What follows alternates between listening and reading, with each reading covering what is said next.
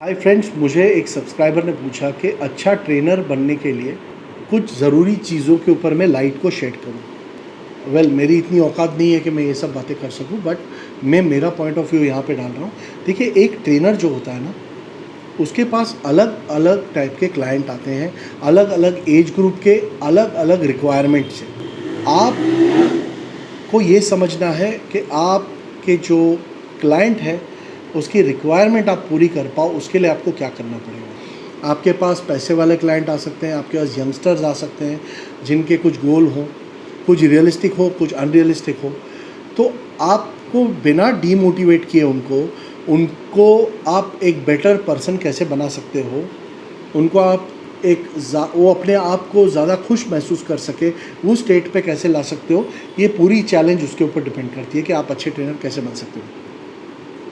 तो सपोज़ आपके पास कोई आता है एजेड आदमी जो बोलता है मुझे वेट लॉस करना है और मुझे टाइप 2 डायबिटीज़ है। मैं एक एग्जांपल दे रहा हूँ यहाँ पर। तो आप उसको वेट ट्रेनिंग, जिसने कभी ज़िंदगी में ना की हो, उसे आप अगर वेट ट्रेनिंग करवा दोगे प्रोफेशनल तरीके से, तो बहुत बड़ा प्रॉब्लम हो जाएगा। तो आपको उसकी मानसिकता समझनी है, उसका डर समझना है, उसके मिसकंसेप्शंस को क्लियर करना है धीरे धीरे, one step at A time. Because एक तो वो आपसे उम्र में बड़ा है, यानी उसे ऐसा लगता है कि technically I know everything, I know more than this guy. उसने अपनी ज़िंदगी ज़्यादा जी है, उसको उसके इंटरनल बहुत सारे प्रॉब्लम्स हो गए जिसको आपको समझना पड़ेगा उसके शूज़ में रहकर।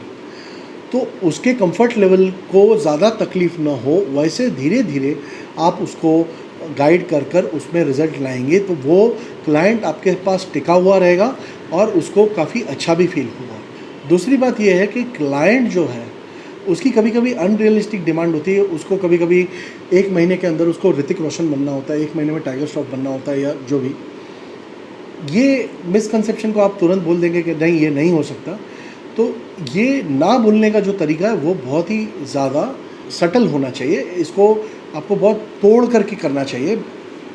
जैसे कि आपका रिप्लाई पैसिव नहीं होना चाहिए। आपको बोलना चाहिए कि देखो, आप ऐसी बॉडी अचीव कर सकते हो, बट जो आपने टाइम बोला वो टाइम थोड़ा सा कम है। आपको उसके लिए लाइफस्टाइल चेंजेस करने पड़ेंगे और उसके साथ साथ आपको आपकी लाइफस्टाइल में वो परमानेंट रह सके, इसलिए वैसे चेंजेस करने सके जिसको आप मेंटेन कर पाओ। अब ये बहुत पॉसिबल है, उसके लिए आपको उसकी लाइफस्टाइल समझनी पड़ेगी।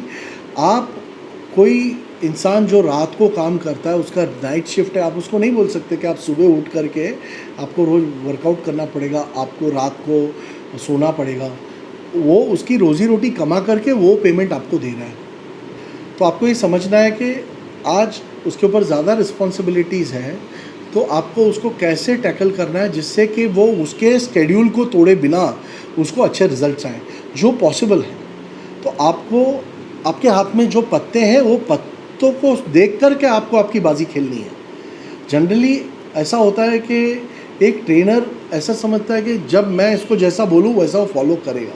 फिर बात आती है ऐसे लोगों की जो लोग को अच्छी फिटनेस चाहिए, थोड़ी सी अच्छी बॉडी चाहिए, और आप उनको फॉरेन वेजिटेबल्स की बात करते हो कि भाई ब्रोकोली खाओ, जुकीनी खाओ। देखिए, ये वेस्टर्न बॉडी बिल्डर्स या वेस्टर्न न्यूट्रिशनिस्ट, वहाँ पे ब्रोकोली जुकीनी वहाँ पे नेचुरल प्रोड्यूस है। हमारे यहाँ ब्रोकोली जुकीनी नेचुरल प्रोड्यूस नहीं है। हमारे यहाँ ककड़ी बनती है, हमारे यहाँ गोभी बनती है ना, हमारे यहाँ पालक बनती है। तो अलग अलग चीज़ें बनती है। तो आपको उनको इंडियनाइज करना चाहिए उनके डाइट को, क्योंकि वो उनको खर्चीला भी नहीं लगना चाहिए, अवेलेबिलिटी होनी चाहिए और बनाने में आसानी भी होनी चाहिए। ये तीनों चीज़ का आपको ध्यान रखना चाहिए। आपने बस बोल दिया, उसकी ज़रूरी नहीं कि उसकी रेस्टोरेंट है, और ज़रूरी नहीं कि उसका इतना टाइम है, या उसकी बीवी के पास या उसके घर पे ज़रूरी नहीं कि नौकर हो जो इतना सब बना के रख दे उनके लिए। और प्लस बात आती है टेस्ट की। आपने किसी को ऐसा डाइट दे दिया जो उसने ज़िंदगी में ना किया, तो हाँ हाँ करेगा और आपका क्लाइंट टूट जाएगा। आपको उसको बहुत स्लोली उसको अपनी मर्ज़ी से चेंज होने देना है। आप अगर थोपोगे तो उसको लगेगा कि मैं बंधुआ मजदूर बन गया। तो अच्छा ट्रेनर होने के लिए आपको ये चीज़ का ध्यान रखना है कि सामने वाला इंसान को उसके माइंड में अपने आप धीरे धीरे उसको पसंद आए, उस तरीके से आपको ऑल्टरेशंस करना है। तुरंत आप ऑल्टरेशन करोगे तो देखिए, किसी को भी चेंजेस पसंद नहीं है। सबको अच्छी बॉडी चाहिए, मगर उसके लिए किसी को स्ट्रगल नहीं करना।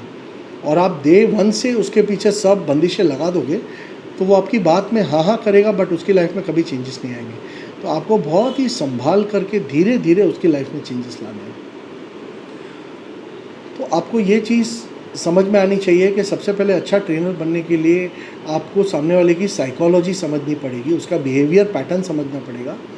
तो ये सब चीज़ों को जब आपने अमल में लाया तो डेफिनेटली आप एक सक्सेसफुल ट्रेनर बन सकते हैं, बिकॉज सामने वाले को क्या चाहिए वो आप उसको देने के लिए पहले उसको वो कैसे अचीव कर सकता है वो आप जब समझ लिए तो आप उससे वो काम करवा सकते हो। उसको समझ में भी नहीं आएगा कि उसमें चेंजेस आ रहे हैं और आप सक्सेसफुली उसको उसके डिज़ायर्ड गोल तक लेके जा सकते हो, उसके कंफर्ट जोन में रखने के बाद भी। तो ये बात थी ग्रेजुअल चेंजेस की। तुरंत कोई भी चेंज नहीं करना चाहिए।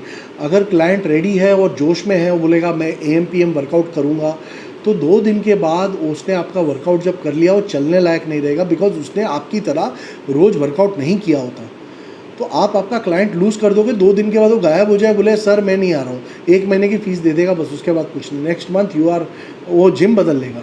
तो उसको आपको धीरे धीरे कि उसके बॉडी में इतनी सोरनेस ना हो जाएगा दूसरे दिन आए नहीं। ये भी मैंने अक्सर देखा है कि ट्रेनर ये गलती करते हैं, ज़्यादा एंथुजियास्टिक लोग को इतना वर्कआउट करा देते हैं।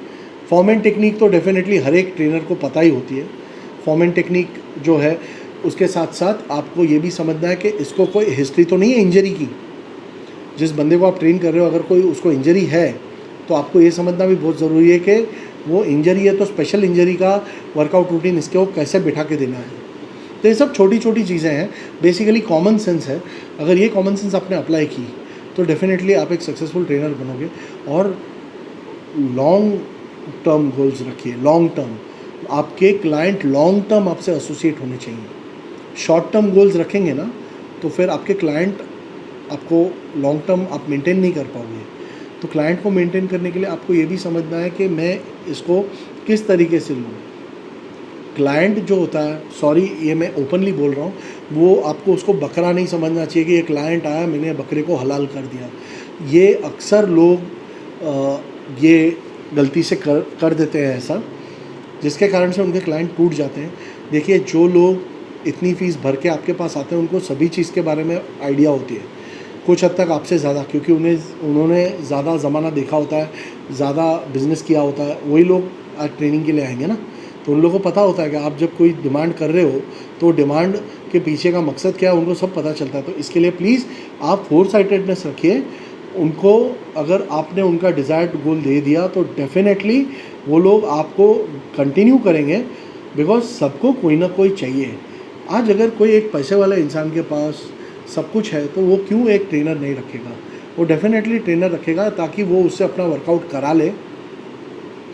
बिकॉज इंसान जब स्ट्रेस में होता है तो वो खुद का वर्कआउट खुद नहीं कर सकता, वो हमेशा एक, और ये जो पीरियड है वो उसको जितना एंटरटेनिंग बना सकते हो उतना एंटरटेनिंग बनाइए ताकि उसका स्ट्रेस लेवल जो कम हो। और देखिए जब आप किसी को एंटरटेन करते हो, मैं ये नहीं बोल रहा हूँ कि आप जोकर हो, प्लीज़ आप गलत मत समझिए, बट क्लाइंट को उसके वो स्टेट ऑफ माइंड पे लाना ज़रूरी, इसलिए आपके वर्कआउट में एंटरटेनमेंट ज़रूरी है, जिससे किसी को हर्ट ना हो। उस टाइप के एंटरटेनमेंट की बात कर रहा हूँ मैं, जहाँ पे उसका माइंड में एंडोर्फिन्स निकले, डोपामाइन इंड्यूस्ड एनवायरनमेंट हो, जहाँ पे वो खुशी से बात कर पाए, जहाँ पे उसको पता है कि वो सेफ जगह पर है, उसका कोई गलत फ़ायदा नहीं उठाएगा। वो जो बात कर रहा है उसकी बातें बहुत ही ज़्यादा गोपनीय होनी चाहिए। अगर आपके क्लाइंट ने आपसे कोई बात की तो आपको ये समझना है कि ये बात किसी तीसरे को नहीं जानी चाहिए, ये अंडरस्टूड होना चाहिए।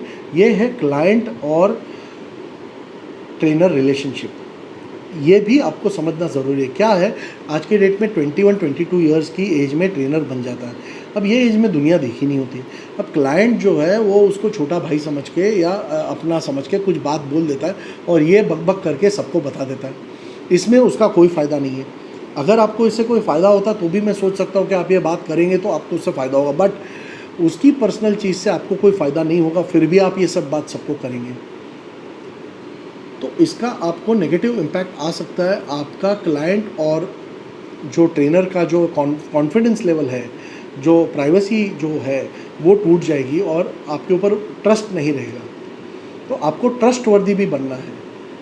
देखिए ट्रेनर जो है वो एक कोच और गुरु बनने का यही फ़र्क है कि उसकी साइकोलॉजिकल कंडीशन कैसी है, वो सामने वाले को कैसे पहचान पाता है।